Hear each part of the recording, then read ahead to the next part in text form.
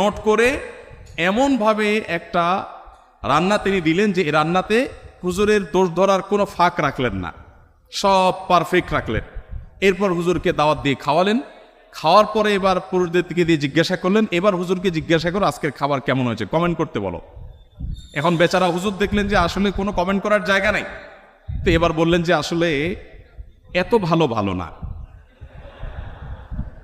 এত ভালো ভালো না। তো যে ভদ্রলোক বলেছেন যে আপনি কোনো দোষ ধরেন নাই কখনো, আমি জানি না যে আপনি এই টাইপের কোনো দোষ ধরেছেন কিনা কখনো।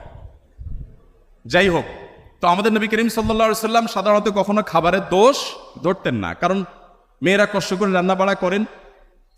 আমরা যদি একদিন এই দায়িত্বটা পালন করি তাহলে আমরা হাড়ে হাড়ে টের পাবো যে রান্না করা এটা কত মজার কাজ। প্রিয় নবী সাল্লাল্লাহু আলাইহি সাল্লামের লাইফস্টাইলের দিকে তাকালে আমরা দেখতে পাই